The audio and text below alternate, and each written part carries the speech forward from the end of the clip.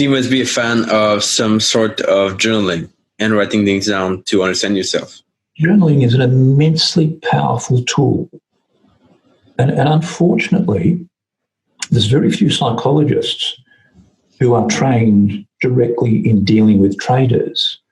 We're fortunate here in Australia in some respects because we have a national obsession with sport, which is just insane. It doesn't seem to be replicated anywhere else in the world. But what that means is that we have a lot of sports psychologists who are going around looking for work, which means that, you can always drop in and see one of those. But the first step is write down your thoughts. Write them down first thing in the morning. Write them down as you trade. Write them down as the trade ends. Now, writing them down is only part of the battle. The rest is actually reading them and understanding what you've written, and then having an action plan based upon that. So you can course correct your own emotions. You can course correct the way you are, but it takes work. And there's that awful word. When people come to trading, they don't understand that it's work. It is actually a grind. My day involves doing the same thing in the same way every bloody day. It never alters. It's a production line. That's just the way it is. And it's very difficult to convince people that it is work. And those people who understand that it is work and not that they're going to be ringing their broker, yelling, buy this, sell this, cover that most of the time they'll be doing nothing. They're the ones who seem to be able to sit down with their thoughts and go, okay, what am I doing and why did I do that? But it's understanding that it's actually work. What does your typical day look like then? Is it a series of routines or does it kind of vary? No, it's actually a series of routines. I'm a routine person, so I'm actually pretty dull. I'm an early riser. I'm always up before 5.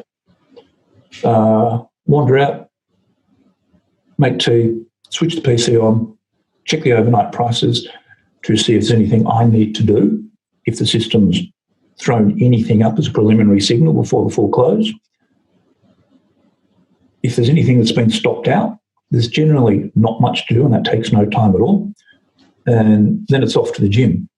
And once that's done, it's generally gym, breakfast, come back, check the formal close on those markets that I trade that have an overnight close. And there's generally not much to do. Move stops, prep orders for the evening. And that's really the end of the trading day, I run also a 4-hourly system. So even for that is largely the end of the day in terms of trading. I'll check again as the UK opens, particularly with FX, because the UK is the largest sort of trading venue for FX. And if there's any savage move going to come, it will come out of there. But again, there's generally not much to do other than enter the orders for overnight, so they're all contingent. And then the routine starts again the next day. And the only variation to that is that on the weekend, I have an equity system that trades using weekly data. So on a Sunday, download the weekly data for equities, run my system over that, see if it throws up anything. If it does, prep the orders for Monday night. That's it. We're done. Mm-hmm. So it's actually a really boring profession. And you are using algos to take your trade, or at least find the setup? Largely, they're very, very simple. There are a few lines of code that I use to scan.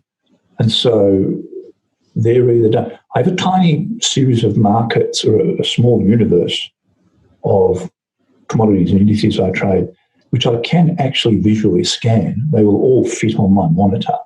And it's just a matter of yes, no, that'll do, sort of thing.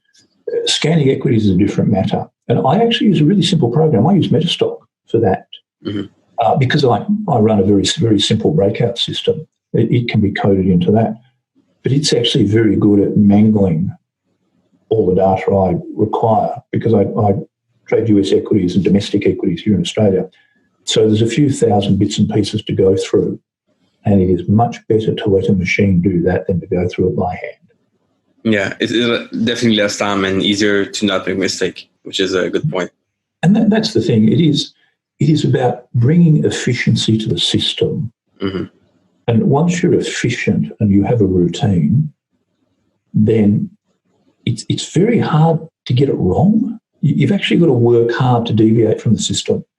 And because I'm rules and routine based, things just flow. It's just easy.